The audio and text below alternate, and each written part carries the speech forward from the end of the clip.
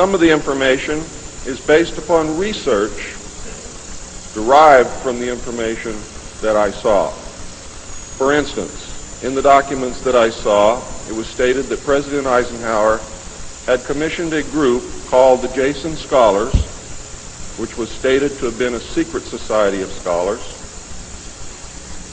to research the deception, lies, facts, truth, and get at the root and the real truth of the alien question.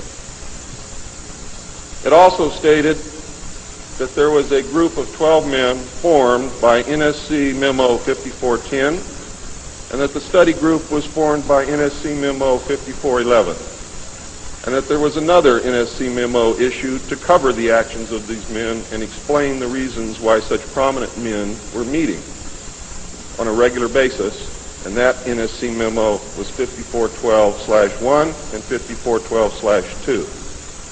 5412/1 was implemented in March of 1955, 5412/2 in November of 1955.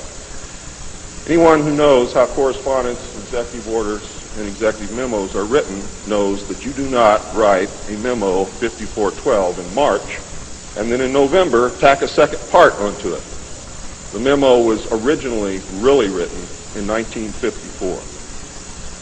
I'm going to go through the whole history.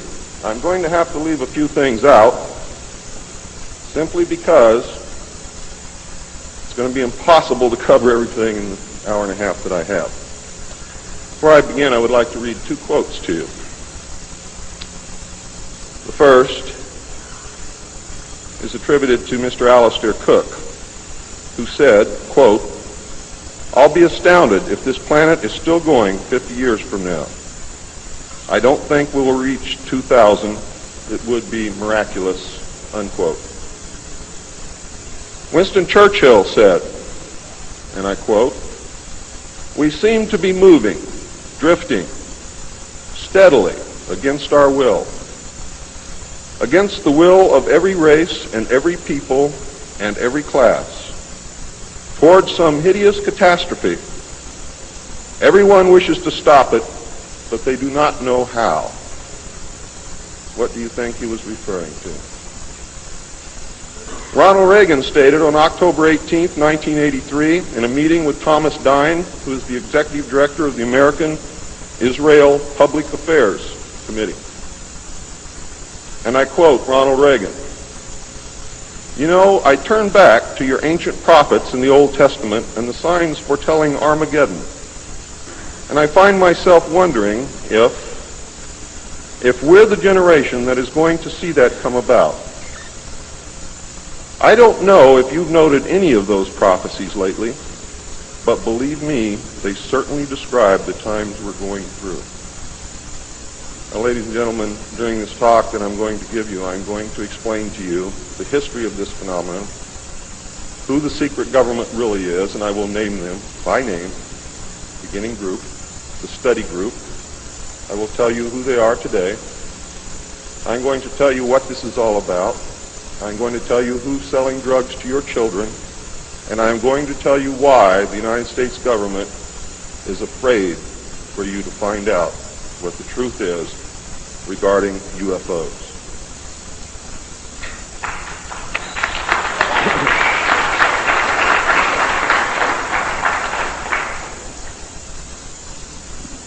I'm going to skip over the early saucer recoveries, but there are many more than what you would expect. The early saucers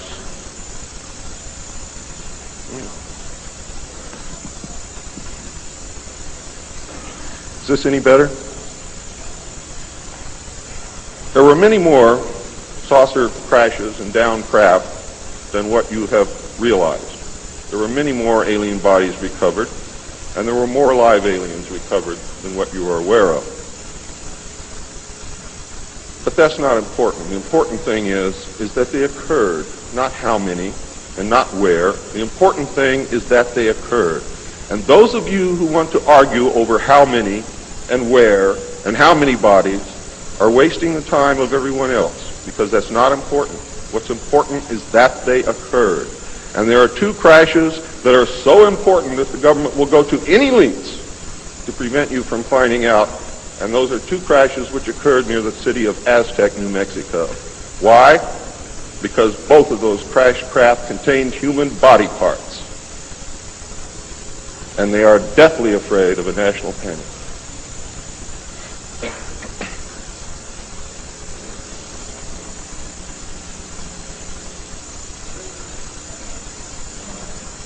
Because of this, there was a very, very tight security blanket screwed down tight over all of the alien question. The downed craft, the fact that they were here, the technology that we were recovering. Some craft, strangely enough, were not damaged at all. But we could not recognize anything that we had previously known as mechanical, electrical, hydraulic, or any other thing that we knew of, except eventually we discovered that the craft contained a small reactor approximately the size of a large football or a small basketball, which was said to be a clean reactor, and the craft, this particular craft, used or seemed to use water as fuel. Now, how that all works, I don't know. I am not a nuclear physicist. Thank God. A special group of America's top scientists were organized under the name Project Sign in December of 1947 to study the phenomena. There was no such thing at that time as MJ-12. The whole nasty business was contained within the shroud of secrecy. Project Sign evolved into Project Grudge in December of 1948. A very low-level collection and disinformation project named Blue Book was formed under Grudge. 16 volumes were to come out of Grudge, including the controversial Grudge 13, which I and Bill English saw, read, and revealed to the public. Blue teams were put together to recover the crashed discs and dead or alive aliens. The blue teams were later to evolve into alpha teams under Project Pounce and Project Pluto. During these early years, the United States Air Force and the Central Intelligence Agency exercised complete control over the alien secret. The Air Force was later to be dropped because it was a young service and had no political power and could not overcome the power of the Army and the Navy. In fact, the CIA was formed by presidential executive order, first as a Central Intelligence Group for the express purpose of dealing with the alien presence. Later, the National Security Act was passed, establishing it as the Central Intelligence Agency. The National Security Council was established to oversee the intelligence community and especially the alien endeavor. It was not created specifically to form national policy.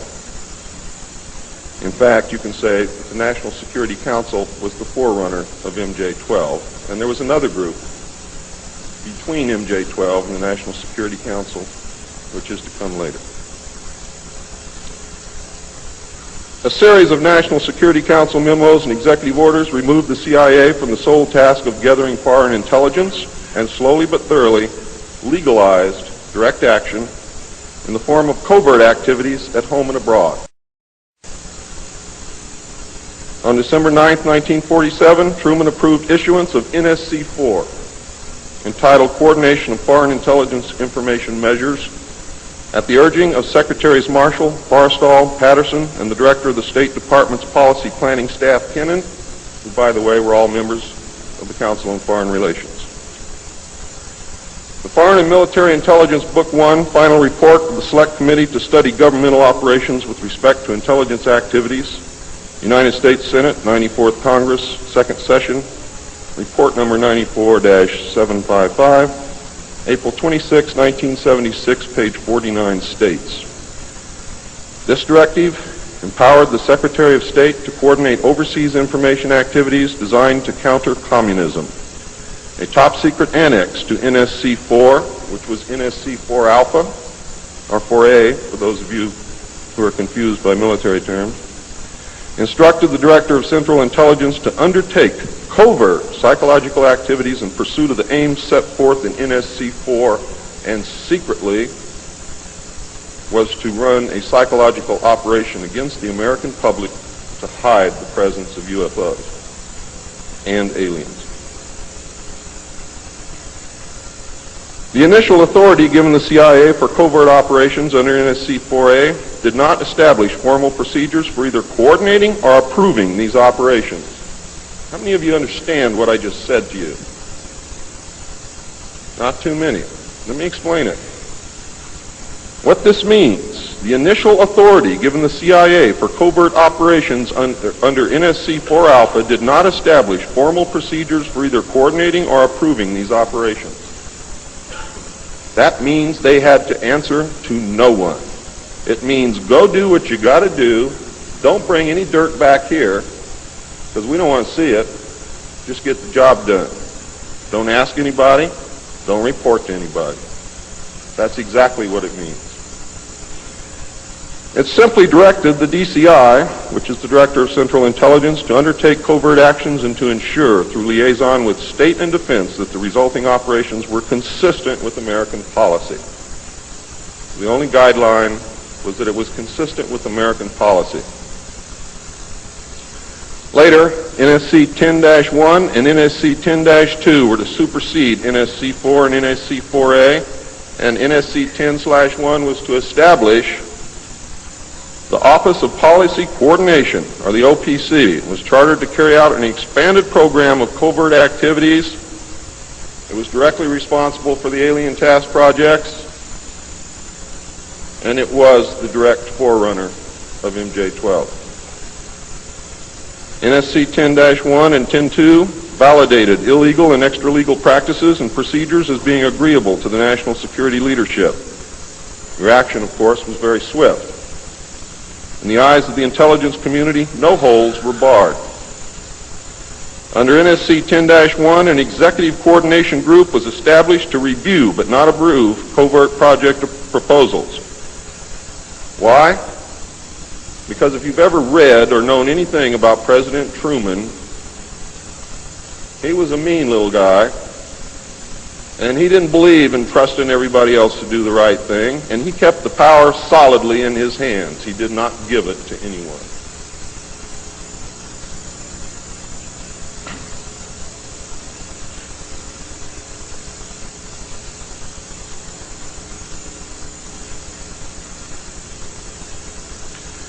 The ECG was secretly tasked to coordinate the alien projects. NSC 10-1 and 2 were interpreted to mean that no one at the top wanted to know about anything until it was over and successful. These actions established a buffer between the president and the information, and it's important that you understand this because it's important later. It was intended that this buffer serve as a means for the president to deny knowledge if leaks divulged the true state of affairs. That is to prevent the collapse of the government. If the president can stand up and say, I didn't know about it, the government can survive. If the president cannot say that, then you have a very, very dangerous situation indeed.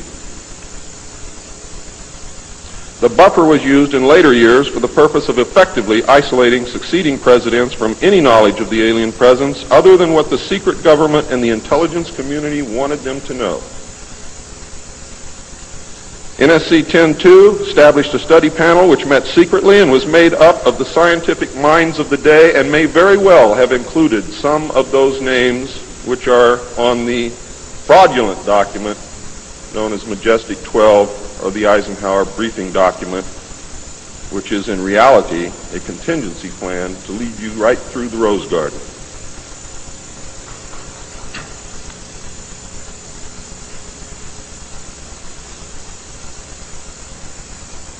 The study panel was not called MJ-12. In fact, the study panel was never called MJ-12. Another NSC memo, NSC 10-5, further outlined the duties of the study panel. These NSC memos and secret executive orders set the stage for the creation of MJ-12 only 4 years later. Now it gets nasty. Secretary of Defense James Forrestal began to object to the secrecy. He was a very idealistic and religious man who believed that the public should be told. When he began to talk to leaders of the opposition party and leaders of the Congress about the alien problem, he was asked, which is a polite way of saying you're fired, to resign by Truman. He expressed his fears to many people and rightfully believed that he was being watched and that his life was threatened.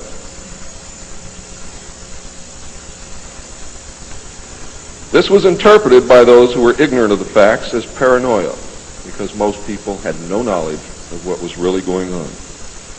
Forrestal later was said to have suffered a mental breakdown and was admitted, they say, actually, he was committed to Bethesda Naval Hospital against his will. In fact, it was feared that Forrestal would begin to talk again and he had to be isolated, discredited, and shut up. Sometime in the early morning of May 22nd, 1949, agents of the CIA tied a sheet around his neck, fastened the other end to a fixture in his room, and threw James Forrestal out the window. The sheet tore, and he plummeted to his death, and he became one of the first victims of the cover-up. The live alien that had been taken from the 1949 Roswell crash was called EB. It was short for extraterrestrial biological entity, and all aliens are not called EB. EB had a tendency to lie, and for over a year would give only the desired answers to questions asked. Those questions which would have resulted in an undesirable answer went unanswered. At some point during the second year of captivity, he began to open up, and the information derived from EB was startling, to say the least. And this compilation of his revelations became the foundation of what would later be finished, called the Yellow Book. Photographs were taken of EB, which among others, I and Bill English were to view years later in Grudge 13. Why do they keep the aliens in a Faraday-shielded environment? Because they have a tendency to disappear right through walls. And if you can prevent the transmission of electromagnetic energy, you can stop them from doing it.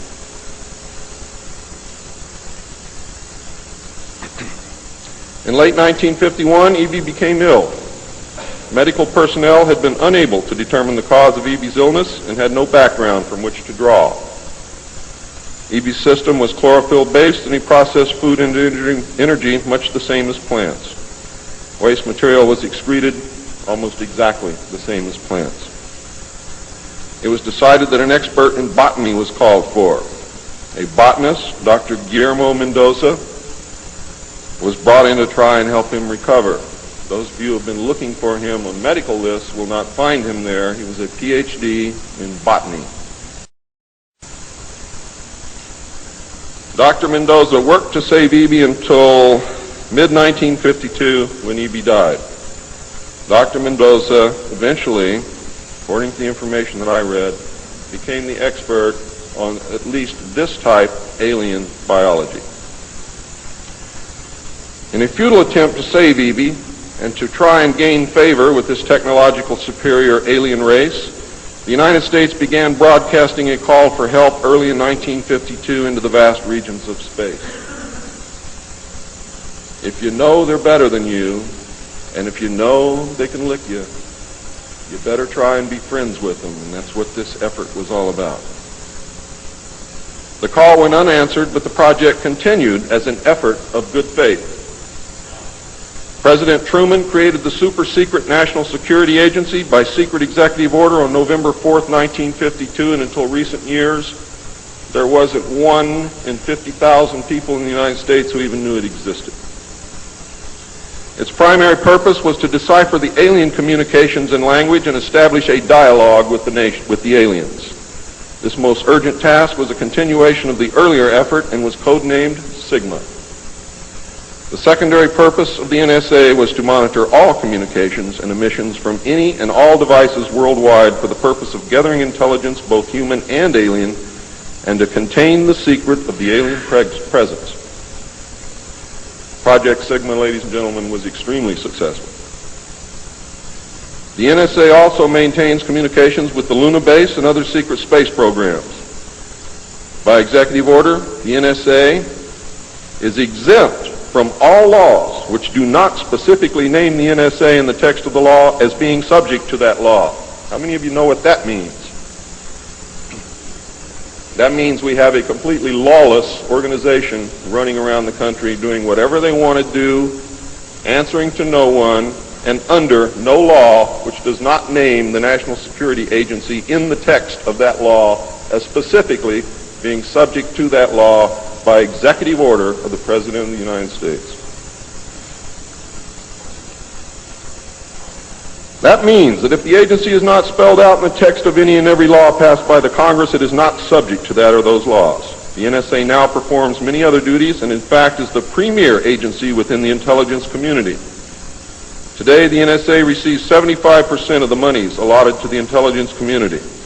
And the old sayings, ladies and gentlemen, where the money goes, therein the power resides, is absolutely true.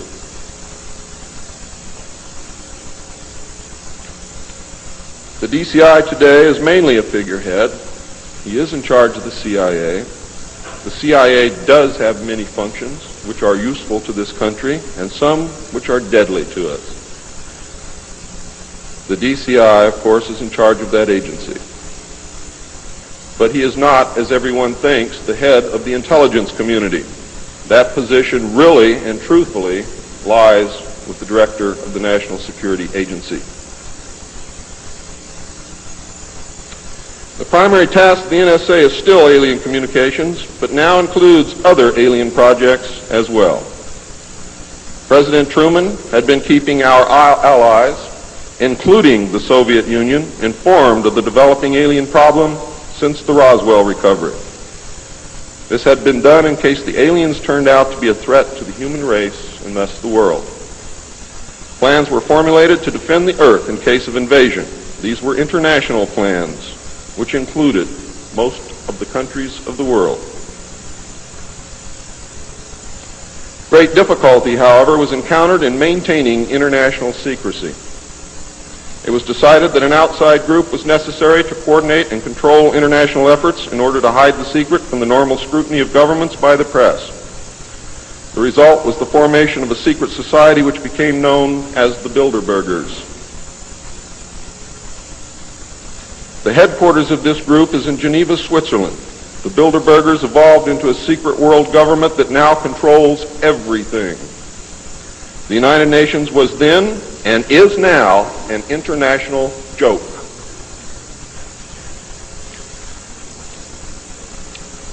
In 1953, a new president occupied the White House. He was a man used to a structured staff organization with a chain of command. His method was to delegate authority and rule by committee. He made major decisions, but only when his advisors were unable to come to consensus, and when he was in the Army, he was known as the diplomat. He was very good at what he did. He was very good at bringing people together, reaching consensus, and getting people to work for him. His normal method was to read through or listen to several alternatives and then approve one. Those who worked closely with him have stated that his favorite comment was, "Just do whatever it takes." Now here's a man very different from President Truman. He spent a lot of time on the golf course. This was not all unusual for a man who had been career Army with the ultimate position of Supreme Allied Commander during the war, a post which carried 5 stars along with it. In fact, he deserved it. This president was General of the Army Dwight David Eisenhower. During his first year in office, 1953, at least 10 more crash disks were recovered, along with 26 dead and 4 live aliens. One of the 4 live aliens died within hours of being removed from the craft. The others died approximately 3 or 4 days later. Of the 10, 4 were found in Arizona, 2 in Texas, 1 in New Mexico, 1 in Louisiana, 1 in Montana, and 1 in South Africa. And there were hundreds of sightings. Why were so many craft crashing? Because the government was scared. And when they found out that the radar was downing the craft, they started aiming the radar at the craft with lock-on radar and pumped the juice through. And they brought as many down as they could.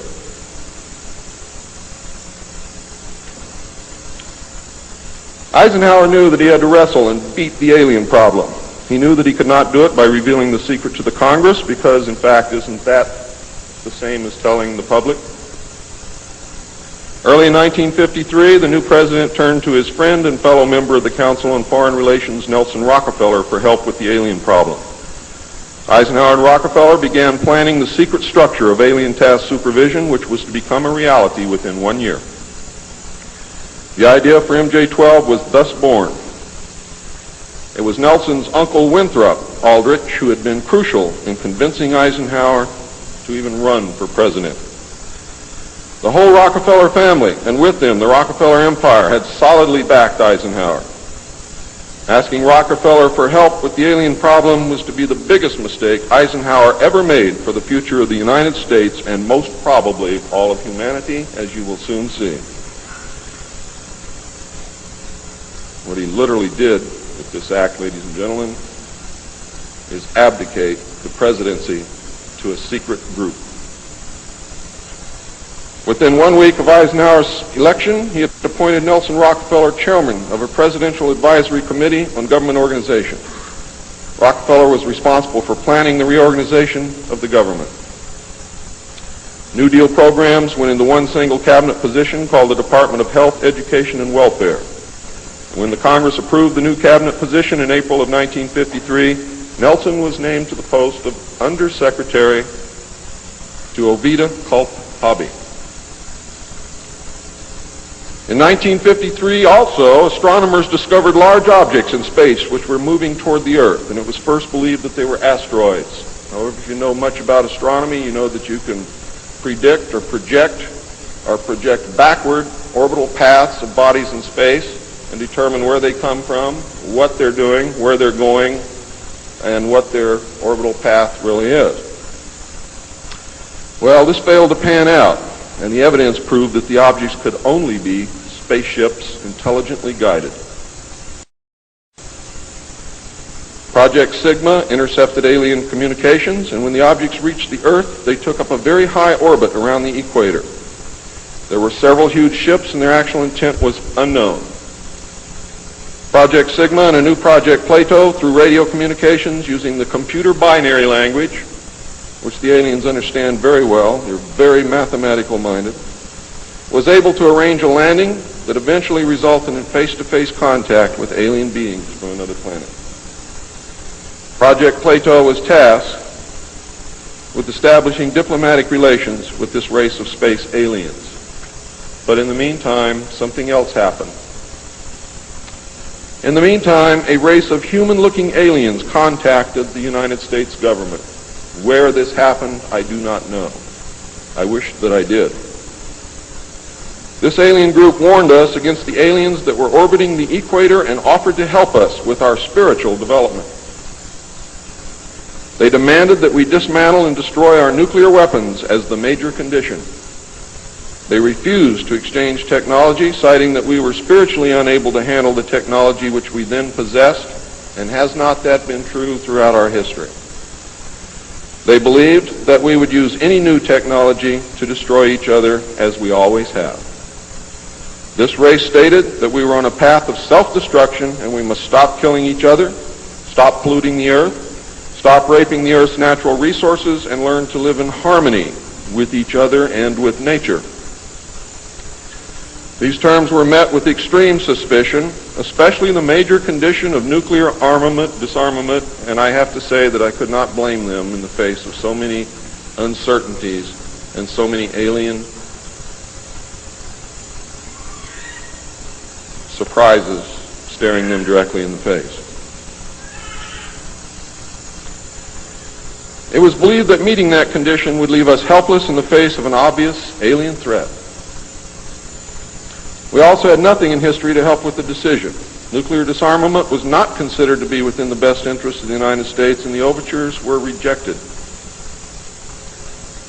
Later in 1954, the race of large-nosed gray aliens which had been orbiting the Earth landed at Holloman Air Force Base. It happened in 1954, ladies and gentlemen. If you take everything that Bob Ebenegger has ever said and subtract 10 years from it, you will be right on the money. A basic agreement was reached. An alien named Krill was left as a pledge that they would return and formalize the agreement. In effect, he was a hostage. This race identified themselves as originating from a planet around a red star in the constellation of Orion, which we call Betelgeuse. I believe that that's a lie. They lie a lot, and they deceive a lot, and it is evident through every action that they've ever done with us The truth is, ladies and gentlemen, these creatures might be from Mars, really. They claim that they are from a planet which revolves around the red star, which we call Betelgeuse. They stated that their planet was dying and that at some unknown future time they would no longer be able to survive there. This led to a second landing at Edwards Air Force Base. The historical event had been planned in advance and details of the treaty had already been agreed upon. Eisenhower arranged to be in Palm Springs on vacation. On the appointed day, the president was spirited away to the base, and the excuse was given to the press that he was visiting the dentist for a toothache. President Eisenhower met with the aliens, and a formal treaty between the alien nation and the United States of America was signed. We then received our first alien ambassador from outer space. His name and title, and I know it sounds ridiculous, but it's absolutely true. His name and title was His Omnipotent Highness Krill, pronounced Krill, spelled K-R-L-L-L or C-R-L-L-L. In the American tradition of disdain for royal titles, he was secretly called Original Hostage Krill, or O-H Krill, so that Americans would not have to say, Your Omnipotent Highness.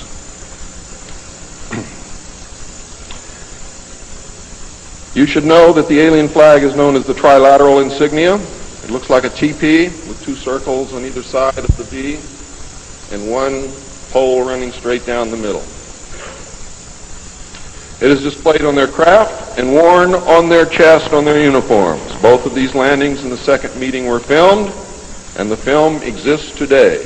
Where it exists, I do not know, but I do know that it exists. The treaty stated, the aliens would not interfere in our affairs, and we would not interfere in theirs. We were particularly interested that they do not interfere with anything that would affect our future, which has been violated. We would keep their presence on Earth a secret. They would furnish us with advanced technology and would help us in our technological development. They would not make any treaty with any other Earth nation. They could abduct humans on a limited and periodic basis for the purpose of medical examination and monitoring of our development, with the stipulation that the humans would not be harmed, would be returned to their point of abduction, that the humans would have no memory of the event, and that the alien nation would furnish MJ-12 with a list of all human contacts and abductees on a regularly scheduled basis, and this is not being done. It was agreed that each nation would receive the ambassador of the other for as long as the treaty remained in force. It was further agreed that the alien nation and the United States would exchange 16 personnel each to the other with the purpose of learning each of the other. The alien guests would remain on Earth, and the human guests would travel to the alien point of origin for a specified period of time, then return, at which point a reverse exchange would be made. I have no knowledge whatsoever of what happened to those original 16 humans who left the Earth with the aliens. It was also agreed that bases would be constructed underground for the use of the alien nation, and that 2 bases would be constructed for the joint use of the alien nation and the United States government. The base at Dulce is one. The base at S4 in the area known as Area 51 or Dreamland is the second. Exchange of technology would take place in the jointly occupied bases. These alien bases would be constructed under Indian reservations in the 4 corners of Utah, Colorado, New Mexico, and Arizona, and one would be constructed in Nevada in the area known as S4, located approximately 7 miles south of the western border of Area 51, otherwise known as Dreamland. All alien areas are under complete control of the Naval Department, and all personnel who work in these complexes receive their checks from the Navy. Construction of the bases began immediately, but progress was slow until large amounts of money were made available in 1957, and in the meantime work continued on the Yellow Book with the information derived from the guests.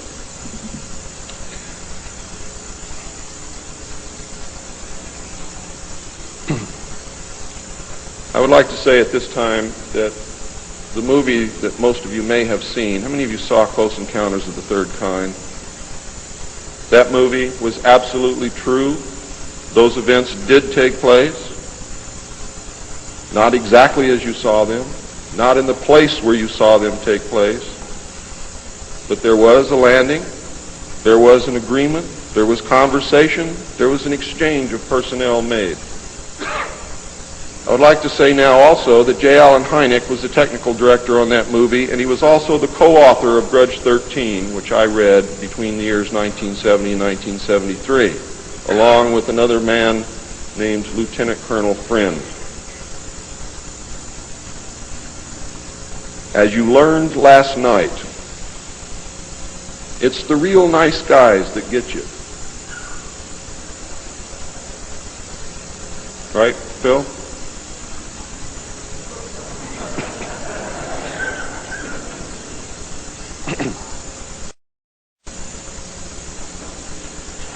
Project Red Light was formed, and experimentation and test flying alien craft was begun in earnest. As I told you earlier, many of the craft we recovered were intact, appeared to have no damage whatsoever. One craft actually exploded over the test site during testing sometime in the early 60s. I'm not sure what the exact date is, but the explosion is said to have been seen over 3 states. Project Red Light, according to the information that I have, was postponed at that time because they had no idea what had happened or why the craft had exploded, but they lost the pilots, and the project went on hold. A super top-secret facility was built at Groom Lake in Nevada in the midst of the weapons test range. It was codenamed Dreamland. Until this area was built, testing was done at the Tonopah test range, and that's why some of you have conflicting information. The installation was placed under the Department of the Navy, and clearance of all personnel required a Q clearance as well as executive, which means presidential or majestic approval.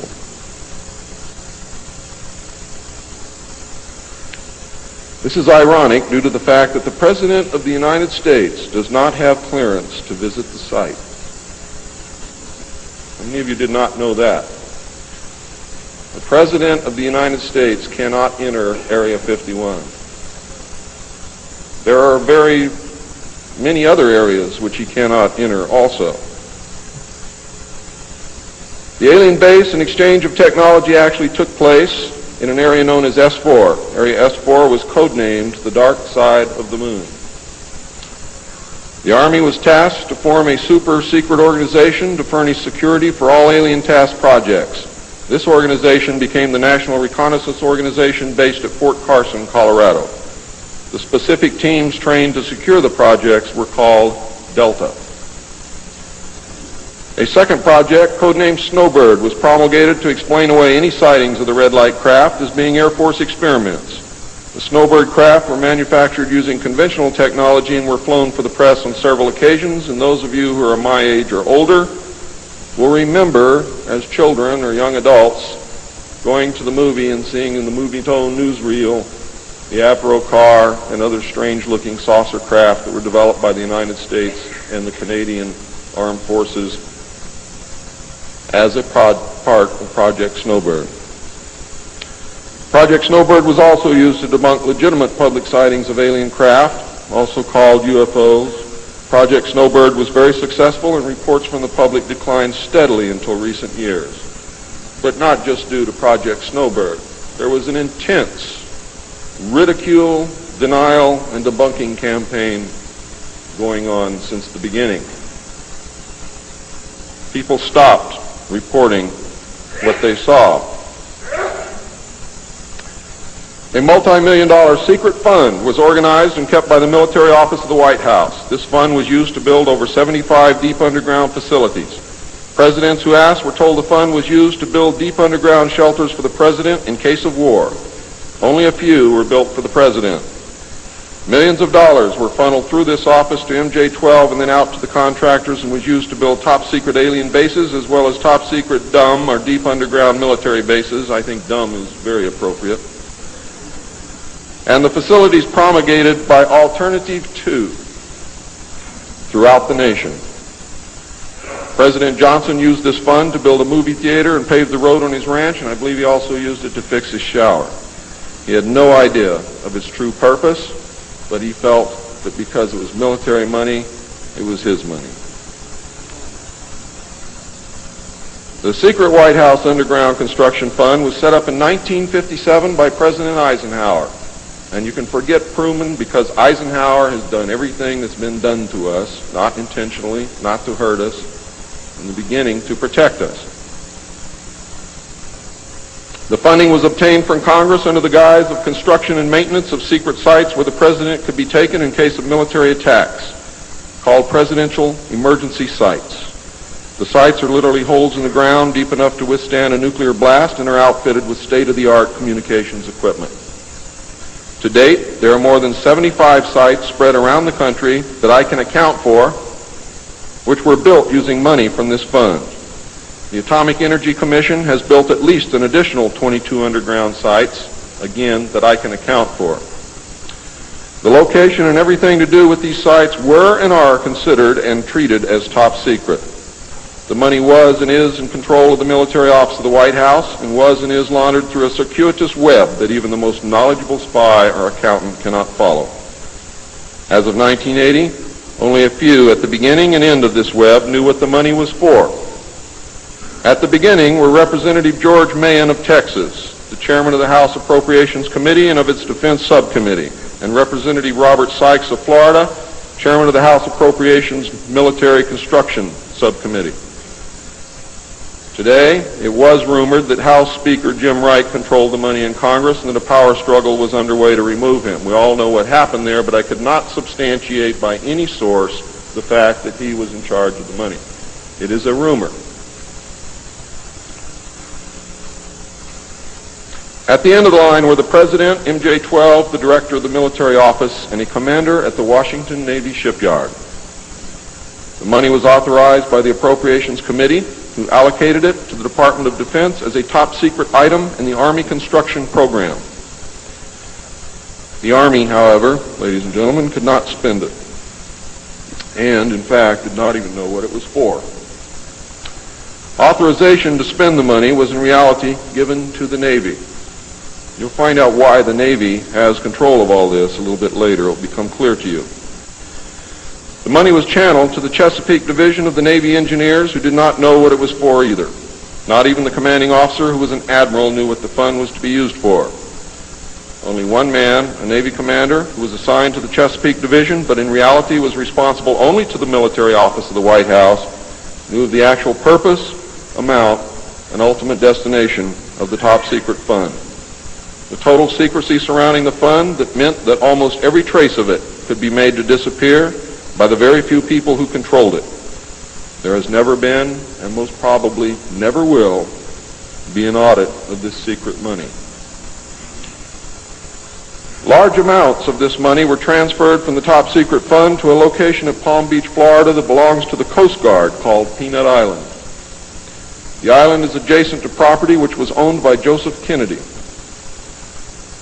The money was said to have been used for landscaping and general beautification. The money did not begin to be transferred to Peanut Island until shortly after Kennedy's assassination.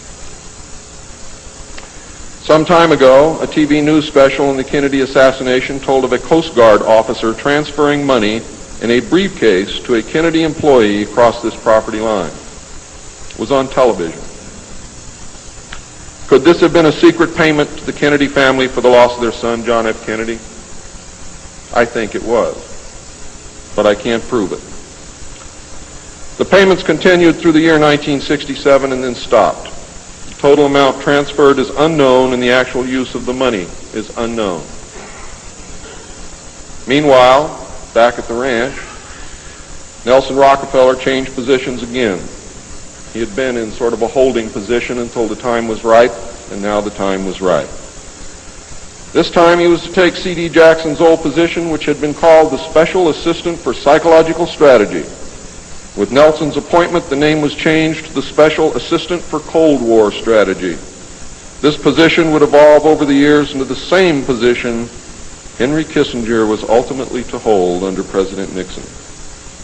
Officially, he was to give advice and assistance in the development of increased understanding and cooperation among all peoples. Sounds very nice and innocent, doesn't it? The official description, of course, was a smokescreen. For secretly, he was the presidential coordinator for the intelligence community. In his new post, Rockefeller reported directly and only to the president.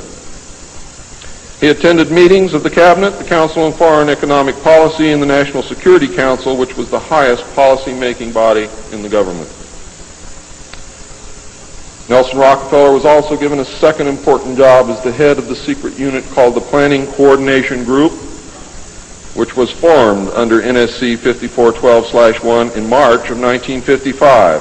However, the memo was written in 1954 at the same time that NSC 5410 and NSC 5411 were written. It was not used until it was needed. The group consisted of different ad hoc members depending upon the subject on the agenda. The basic members were Rockefeller, a representative of the Department of Defense, a representative of the Department of State, and the Director of Central Intelligence. It was soon called the 5412 Committee or the Special Group. NSC 5412/1 established the rule, for the first time, established the rule that covert operations were subject to approval by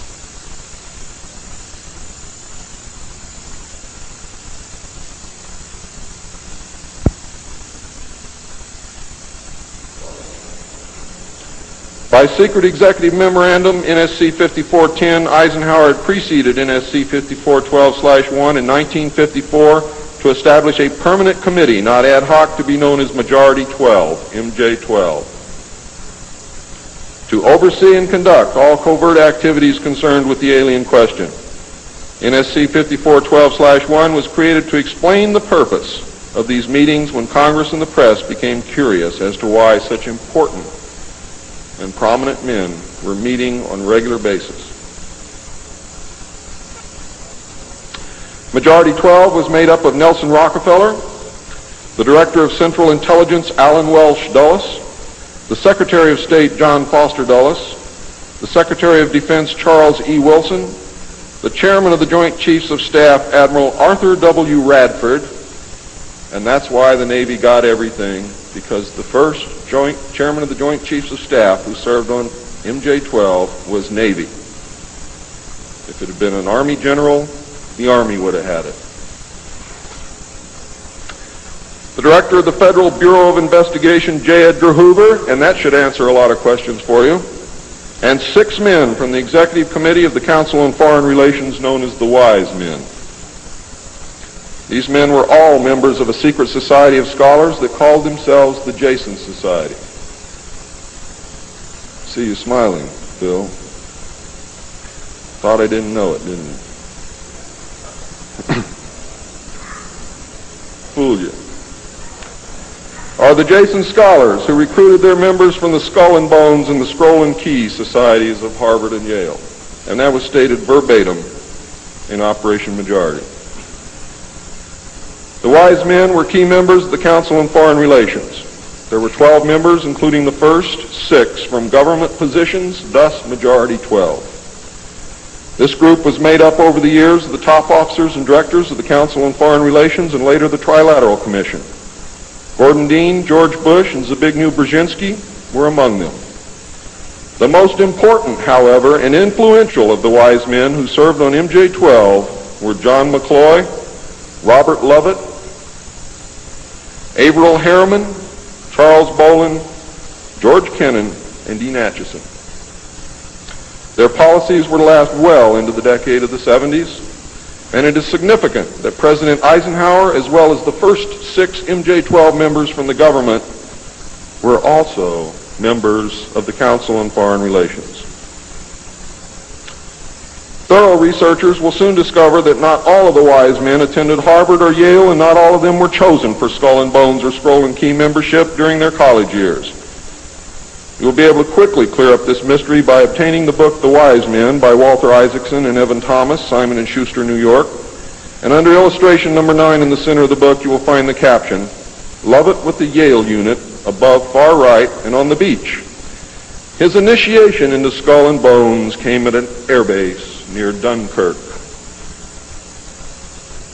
I have found that members were chosen on an ongoing basis by invitation based upon merit, post-college, and was not confined to only Harvard or Yale attendees. It also had something to do with how much money your family had. unless you were a military officer. A chosen few were later initiated into the Jason Society. They are all members of the Council on Foreign Relations, and at that time were known as the Eastern Establishment. This should give you a clue to the far-reaching and serious nature of these most secret college societies. The Jason Society is alive and well today, but now includes members of the Trilateral Commission as well. The Trilateralists existed secretly several years before 1973 because I saw the name of the Trilateral Commission in the documents in 1971. The name of the Trilateral Commission was taken from the alien flag known as the Trilateral Insignia. And that should give you some clue as to how much trouble you're in. Majority 12 was to survive right up to the present day. Under Eisenhower and Kennedy, it was erroneously called the 5412 Committee, or more correctly, the Special Group. In the Johnson administration, it became the 303 Committee, named after the room that they met in at the White House when they met at the White House. Because the name 5412 had been compromised in the book The Secret Government. Actually, it was not compromised. It was intentionally leaked to explain the purpose of the meeting of these men so that no one would go looking for NSC 5410 and NSC 5411. And I wish you all luck. I hope that you're able to dig it out.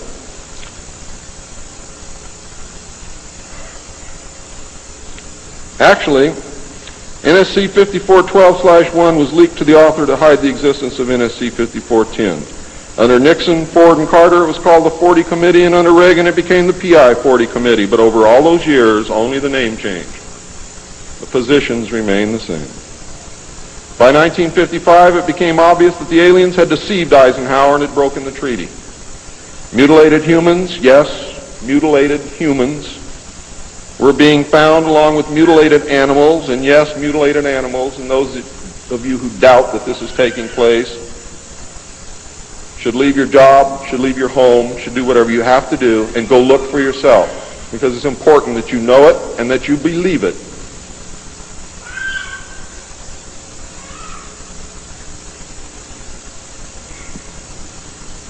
These things were being found all across the United States. It was suspected that the aliens were not submitting a complete list of human contacts and abductees to MJ-12, and it was suspected that not all abductees had been returned, and this has been verified. The Soviet Union was suspected of interacting with them, and this proved also to be true. It was learned that the aliens had been and were then manipulating masses of people through secret societies, witchcraft, magic, the occult, and religion. After several Air Force combat air engagements with alien craft, it also became apparent that our weapons were no match against theirs. In November of 1955, NSC 5412/2 was issued, establishing a study committee to explore all factors which are involved in the making and implementing of foreign policy in the nuclear age. This, again, was only a blanket of snow that covered the real subject of study, which was the alien question. For, in fact, 5412/2 had, as I told you earlier, been written in 1954, when NSC 5410 and 5411 was written, and 5411, by secret executive memorandum in 1954, the study group was commissioned to examine all the facts, evidence, lies, and deception and discover the truth of the alien question. NSC 54/2 was only a cover that had become necessary when the press began inquiring as to the purpose of regular meetings of such important men. When the press asked Gordon Dean, somewhere near the end of 1954, why they were meeting and what they were studying, Gordon Dean says, "As of yet, we have no direction, but we're working on it." It then became necessary to find a direction and find a reason for these meetings, and that's exactly what they did. The first meetings began in 1954 and were called the Quantico meetings because they met at the Quantico Marine Base. See, one thing I knew, ladies and gentlemen, I know who they are. I know what they were called. All I had to do was find out who belonged to those names. And it's impossible to hold meetings of 36 prominent men secret over such a long period of time. The study actually lasted 3 years, not forever. It was a 3-year study, period.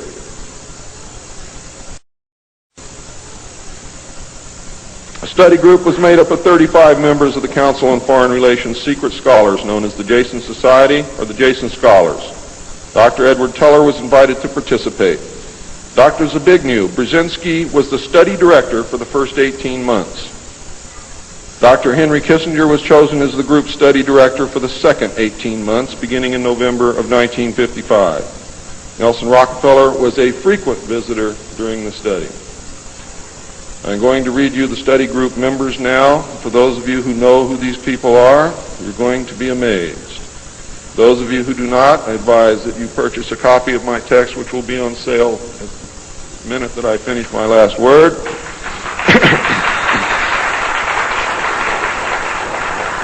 And research everything that I'm telling you, and your own research will tell you that I am telling you the truth, and I don't have to do that.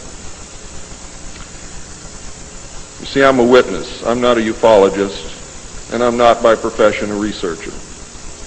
I'm doing this because I want the Constitution put back where it belongs.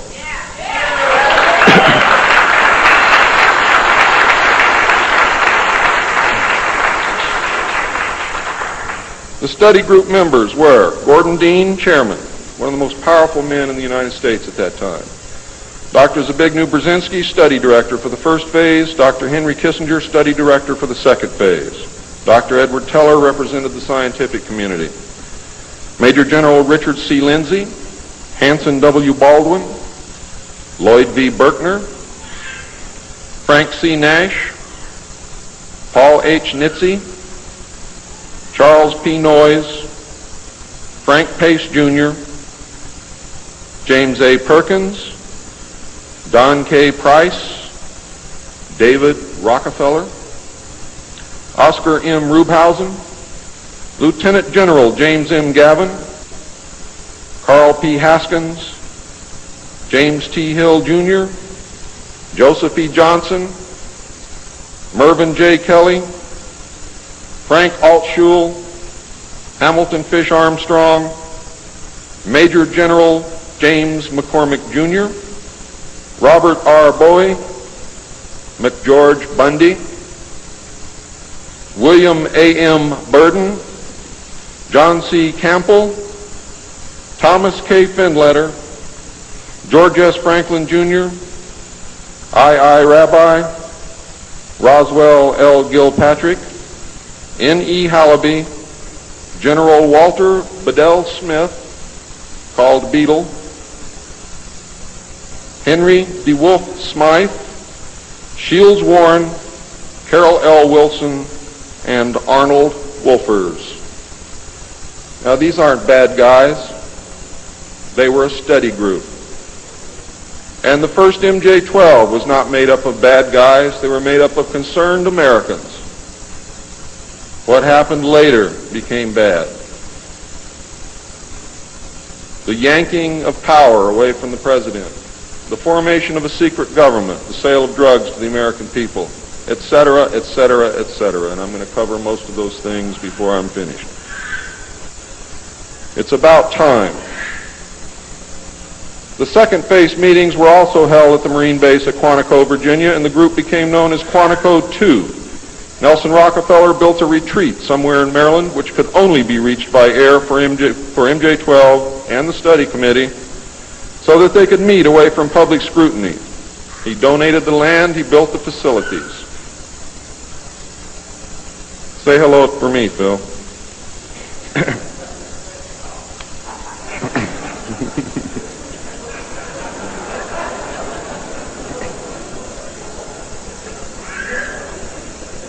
So that they could meet away from public scrutiny. The secret meeting place is known by the code name, the Country Club. Complete living, eating, recreation, library, and meeting facilities exist at the location. The study group was publicly closed in the later months of 1956, and Henry Kissinger published what was officially termed the results in 1957 as Nuclear Weapons and Foreign Policy by Henry A. Kissinger, published for the Council on Foreign Relations by Harper & Brothers, New York. In truth, the manuscript had already been 80% written while Kissinger was at Harvard. The study group continued veiled in secrecy. A clue to the seriousness Kissinger attached to the study can be found in statements by his wife and friends.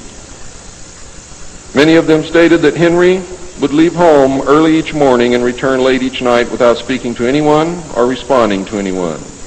It seemed, in fact, as if he were in another world which held no room for anyone else. Now, when they say that he would not speak to anyone or respond to anyone, they meant it literally. I find these statements very revealing. The revelations of the alien presence and actions during the study must have been a great shock. I know I would have been shocked. Henry Kissinger was definitely out of character during the time surrounding these meetings, as he is normally described as being a gentleman, very charming, and most people who meet him like him very much. Henry Kissinger would never again be affected in this manner, no matter the seriousness of any subsequent event. On many occasions, he would work very late into the night after having already put in a full day. Coupled with his not speaking, this behavior eventually led to his divorce. A major finding of the alien study was that the public could not be told, as it was believed that this would most certainly lead to economic collapse of the religious structure, and national panic, which would lead into anarchy.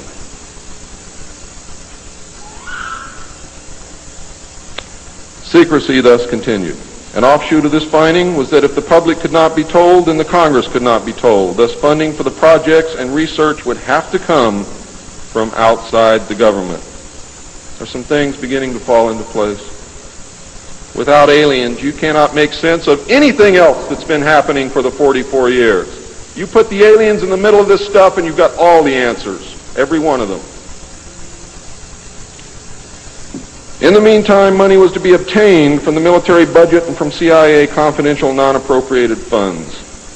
Another major finding was the aliens were using humans and animals for a source of glandular secretions, enzymes, hormonal secretions, blood, and in horrible genetic experiments.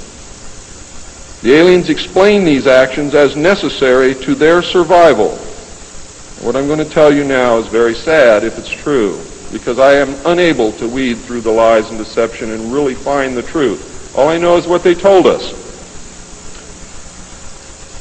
They stated that their genetic structure had deteriorated and that they were no longer able to reproduce. They stated that if they were unable to improve their genetic structure, their race would soon cease to exist. We looked upon their explanations with extreme suspicion. Since our weapons were literally useless against the aliens, MJ-12 decided to continue friendly diplomatic relations with them until such time as we were able to develop a technology which would then enable us to challenge them on a military basis. Overtures would have to be made to the Soviet Union and other nations to join forces for the survival of humanity. In the meantime, plans were developed to research and construct two weapon systems using conventional and nuclear technology, which would hopefully bring us to parity. The results of the research were projects Joshua and Excalibur. Joshua was a weapon captured from the Germans, which at that time was capable of shattering 4-inch thick armor plate at a range of 2 miles using low-frequency aimed sound waves. And it was believed that this weapon would be effective against the alien craft and beam weapons. Excalibur was a weapon carried by missiles not to exceed 30,000 feet above ground level, not to deviate from designated target more than 50 meters, that would penetrate 1,000 meters of tufa hard-packed soil such as that found in New Mexico, would carry a 1 megaton warhead, and was intended for use in destroying the aliens in their underground bases.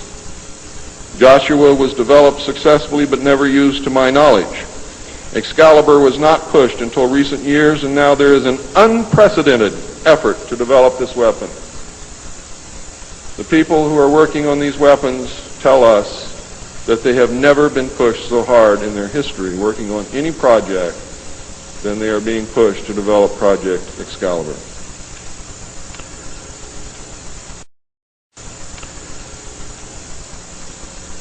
Now, what I'm going to read you next may upset some of you, but it's absolutely true.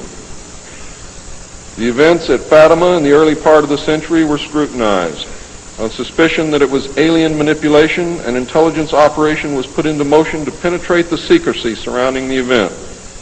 The United States utilized its Vatican moles that had been recruited and nurtured during World War II and soon obtained the entire Vatican study, which included the prophecy. And I don't care what you've ever read before, you have not read the true prophecy. This prophecy stated that if man did not turn from evil and place himself at the feet of Christ, the planet would self-destruct and the events described in the book of Revelations would indeed come to pass. It stated that a child would be born who would unite the world with a plan for world peace and a false religion beginning in 1992. By 1995, the people would discern that he was evil and was indeed the Antichrist. World War III would begin in the Middle East in 1995 with an invasion of Israel by a united Arab nation using conventional weapons, which would culminate in a nuclear holocaust in the year 1999. Between 1999 and 2003, most of the life on this planet would suffer horribly and die as a result. The return of Christ would occur in the year 2011. Is this true? I don't know. I know that it was decided by the United States government that this was indeed an alien event, and I believe that this is more deception which is being heaped upon us. So don't go out of here thinking that the world is going to end tomorrow because of this. It might because of something else, and I'm going to talk about that, but not because of this.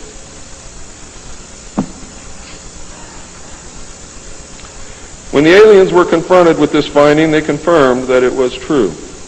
The aliens explained that they had created us through hybridization and had manipulated the human race through religion, Satanism, witchcraft, magic, the occult, secret societies, etc.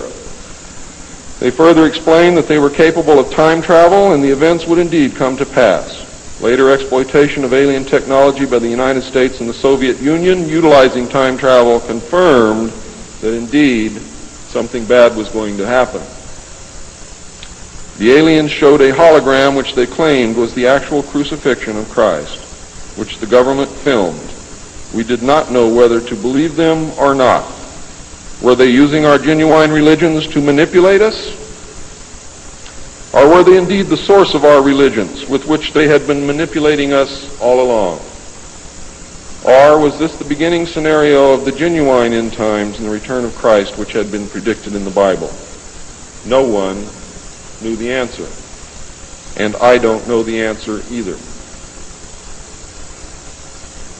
A symposium was held in 1957 which was attended by some of the great scientific minds then living. It was held in Huntsville, Alabama. They reached the conclusion that by or shortly after the year 2000, the planet would self-destruct due to increased population and man's exploitation of the environment without any help from God or the aliens. By secret executive order of President Eisenhower, the Jason scholars were ordered to study this scenario and make recommendations from their findings. This was done. The Jason Society confirmed the finding of the scientists and made 3 recommendations called Alternatives 1, 2, and 3. Alternative 1 was to use nuclear devices to blast holes in the stratosphere from which the heat and pollution could escape into space. I'll buy heat, but I'll never buy pollution. Change the human cultures from that of exploitation into cultures of environmental protection.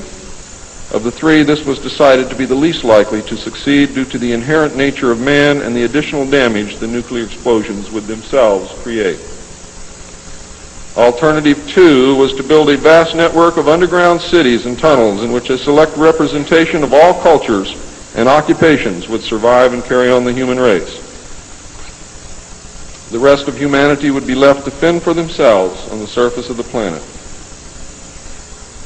Alternative 3 was to exploit the alien and conventional technology in order for a select few to leave the Earth and establish colonies in outer space. I am not able to either confirm or deny the existence of batch consignments of human slaves which would be used for the manual labor in the effort as a part of the plan. The moon, codenamed Adam, would be the object of primary interest, followed by the planet Mars, codenamed Eve. As a delaying action, all 3 alternatives included birth control, sterilization, forced if necessary, and the introduction of deadly microbes to control or slow the growth of the Earth's population. AIDS is only one result of these plans. There are others. It was decided, since the population must be reduced and controlled, that it would be in the best interest of the human race to rid ourselves of the undesirable elements of our society.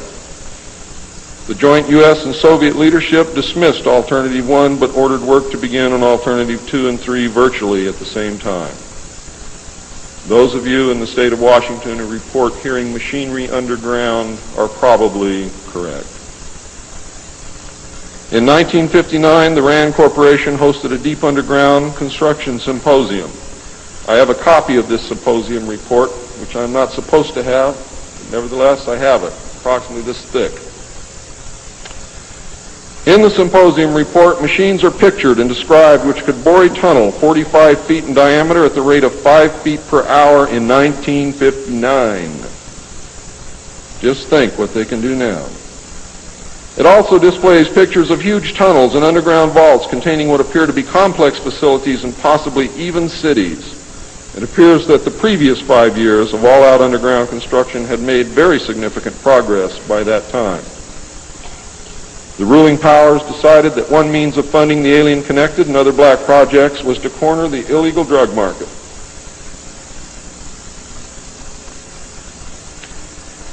A young, ambitious member of the Council on Foreign Relations was approached.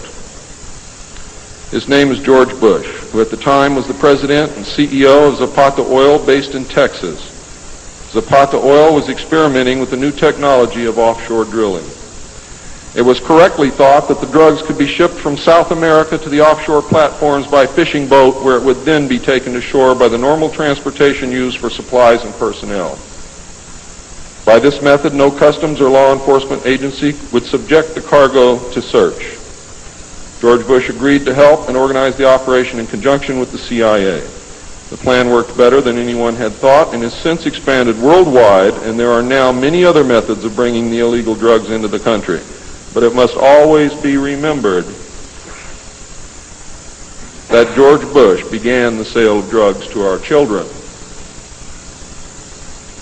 Now, if you think I'm crazy, get off your butt and start digging, because you will find out that it's absolutely true. The CIA now controls all the world's illegal drug markets. The official space program was boosted by President Kennedy in his inaugural address when he mandated that the United States put a man on the moon before the end of the decade.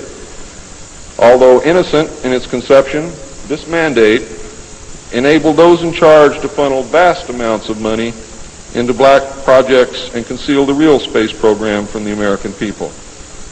A similar program in the Soviet Union served the same purpose. In fact, a joint alien United States and Soviet Union base already existed on the moon at the very moment Kennedy spoke the words. On May 22, 1962, a space probe landed on Mars and confirmed the existence of an environment which could support life. Not long afterward, the construction of a colony on the planet Mars began in earnest.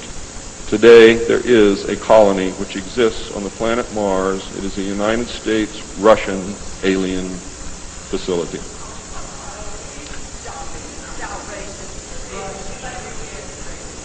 If you believe it's outrageous, stick around a few years.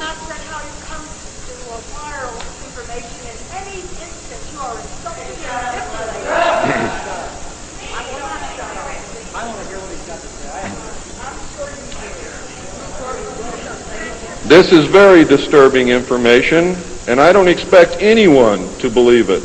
I don't expect one of you to believe what I'm telling you. And I knew that when I came here. I'm not one of you. I'm not a ufologist. I'm not a researcher. I have an obligation to inform the public, and once that's done, I've done my job.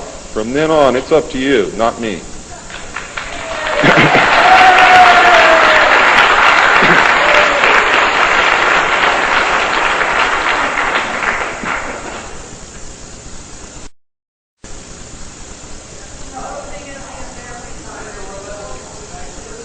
This colony exists on Mars, populated by specially select people from different cultures and occupations taken from all over the earth. A public charade of antagonism between the Soviet Union and the United States has been maintained over all these years in order to fund projects in the name of national defense when in fact we are the closest allies. At some point, President Kennedy discovered portions of the truth concerning the drugs and the aliens. He issued an ultimatum in 1963 to MJ-12. President Kennedy assured them that if they did not clean up the drug problem, he would. He informed MJ-12 that he intended to reveal the presence of aliens to the American people within the following year and ordered a plan developed to implement his decision. President Kennedy was not a member of the Council on Foreign Relations and knew nothing of Alternative 2 or Alternative 3 that I can find out. Internationally, the operations were supervised by an executive committee known as the Policy Committee. In the United States, they were supervised by MJ-12 and in the Soviet Union by its sister organization. President Kennedy's decision, of course, struck fear into these people. His assassination was ordered by the Policy Committee, and the order was carried out by agents of MJ-12 in Dallas. President John F. Kennedy was murdered by the Secret Service agent who drove his car in the motorcade, and the act is plainly visible in the film. It was stated in the documents that I saw. The assassin's name is William Greer. Watch the driver and not Kennedy when you view the film, when you can find a film that even shows it. All of the witnesses who were close enough to the car to see William Greer shoot Kennedy were themselves all murdered within 2 years of the event. That's fact. The Warren Commission was a farce, and Council on Foreign Relations members made up the majority of its panel. They succeeded in snowing the American people, and they hid the truth. And many other patriots who have attempted to reveal the alien secret have also been murdered throughout the intervening years. And that is why I've been so careful about the information that I released, because it was so important that I get here today to be able to tell you the truth, and what happens after me, after today, is of no consequence whatsoever. But what you do is. During the era of the United States' initial space exploration and the moon landings, every launch was accompanied by alien craft. A moon base dubbed Luna was sighted and filmed by the Apollo astronauts. Domes, spires, tall round structures which look like silos, huge T-shaped mining vehicles which left stitch-like tracks in the lunar surface, and extremely large as well as small alien craft appear in the photographs. It is, in fact, a joint United States, Russian, and alien base. The space program is a farce and an unbelievable waste of money. Alternative 3 is a reality, and it is not at all science fiction. Most of the Apollo astronauts were severely shaken by this experience, and their lives and subsequent statements reflect the depths of the revelation and the effect of the muzzle order which followed. They were ordered to remain silent or suffer the extreme penalty, death, which was termed an expediency. One astronaut actually did talk to the British producers of the TV expose Alternative 3, confirming many of the allegations. However, I do not know who it was. In the book, Alternative 3, the pseudonym Bob Groden was used in place of the astronaut's identity. It was also stated that he committed suicide in 1978. This cannot be validated by any source, and I believe that several so-called facts in the book are really disinformation. However, I can assure you that Alternative 3 is real. I firmly believe that this disinformation is a result of pressure put upon the authors and is meant to nullify the effect upon the populace of the British TV expose entitled Alternative 3. The headquarters of the international conspiracy is in Geneva, Switzerland. The ruling body is made up of representatives of the governments involved as well as the executive members of the group known as the Bilderbergers. Meetings are held by the Policy Committee when necessary on a nuclear submarine beneath the polar ice cap. The secrecy is such that this was the only method which could ensure that the meetings could not be bugged and is the only place where they discuss their most secret matters. I can say that the book is at least 70% true from my own knowledge and the knowledge of my sources.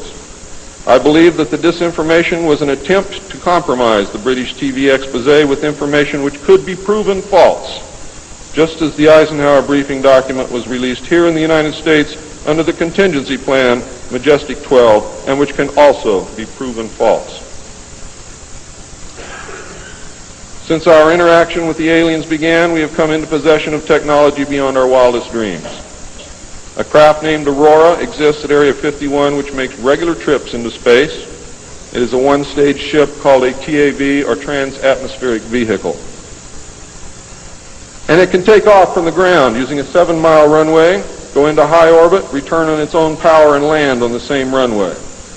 We currently have and fly atomic-powered alien craft at Area S4 in Nevada.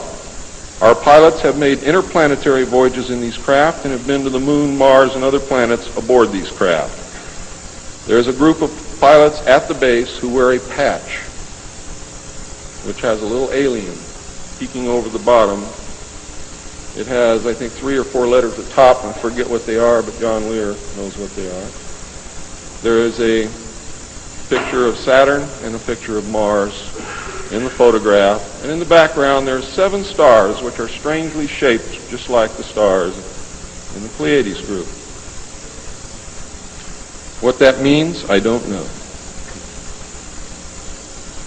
We have been lied to about the true nature of the Moon, the planets Mars and Venus, and the real state of technology that we possess today at this very moment. There are areas in the Moon where plant life grows and even changes color with the seasons. And this seasonal effect is because the Moon does not, as claimed, always present the exact same side to the Earth or the Sun. There is an area that wobbles in and out of darkness on a seasonal basis, and it is near this area that the plant life grows. The Moon does have a few man-made lakes and ponds upon its surface, and clouds have been observed and filmed in its atmosphere. How many of you remember the period of time, several years, when almost every reported alien craft that was reported landed was on or near water and appeared to be pumping water into the craft? How many of you remember that? Quite a few. The water went to the Moon, ladies and gentlemen, to change the Moon. And it is working.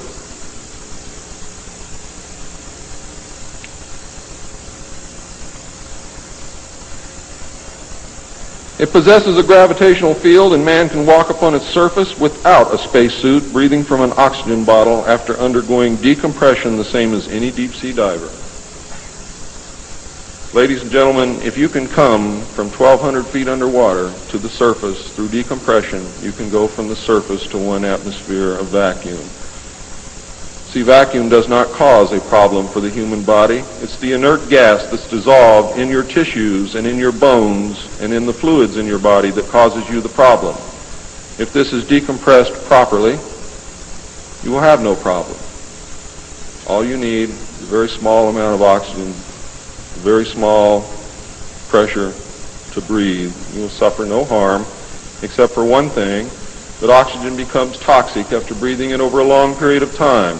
Therefore, excursions would have to be of a minimal time length. Other than that, there is no reason why you or anyone else cannot walk on the surface of the Moon or in space in a vacuum without a spacesuit. How do I know? I used to be one of the world's experts on deep-sea mixed gas breathing mixtures for divers and on deep saturation diving. When I was the head of the department of the Mixed Gas Deep Saturation Diving Division of the College of Oceaneering. And I can tell you now, it's much easier to decompress to a vacuum and walk on the surface of the Moon than it is to bring a man up from 600 feet.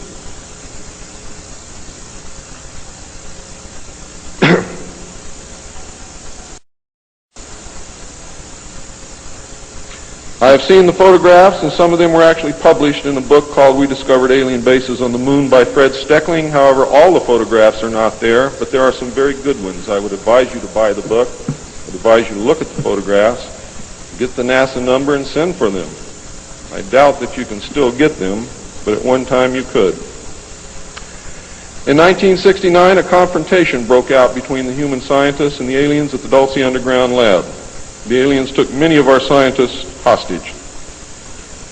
Delta forces were sent in to free them, but were no match against the alien weapons. 66 of our people were killed during this action.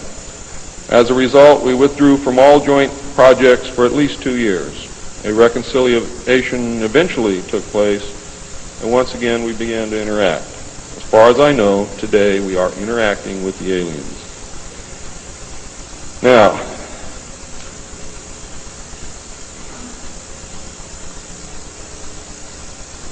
I'm gone past my limit. I'm not going to infringe upon the other speakers. The text of my speech will be on sale outside. I only have one message to give you. I don't care what you think of me. I don't care what you call me. I do care what you do with this information because it is important to our survival as a species. It's important to our planet. It is important for the world. What happens to me is of no consequence, and I knew that when I started this. And over the last 17 years, I knew that someday I was going to have to get up and say this, whether I wanted to or not, whether I was afraid or not. Now I am here, and now it is done. And I feel an overwhelming relief. You now have the information. You can laugh at it. You can throw it in the trash can. You can burn my house down if you want to. But I am telling you right now, your future, your children's future, your grandchildren's future depends upon what you do with this information. Your own government is selling your children drugs, and you don't seem to care. Your own government has given away the power of the people, and you don't seem to care. There is an apathy that is running rampant in this country that is deadly, whether or not there are aliens.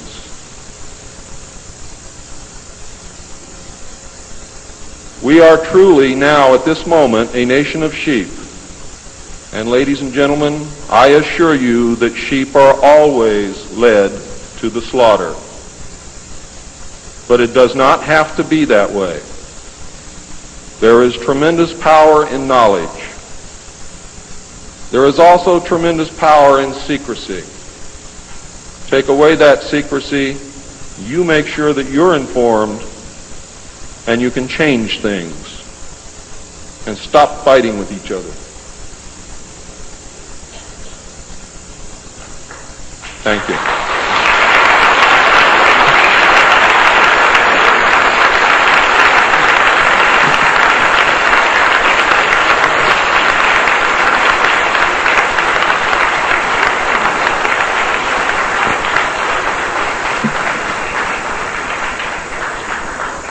This time, ladies and gentlemen, I think a 5-minute break is in order. What do you think, John? It's been a long time.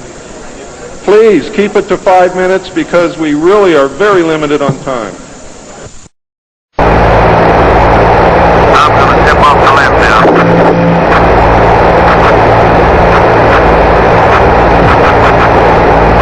It's one small step for man,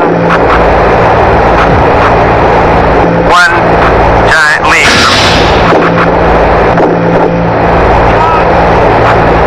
So, I guess you want to do it again. Okay. My master made me this collar. He is a good and smart master, and he made me this collar so that I may talk. Squirrel! My master is good at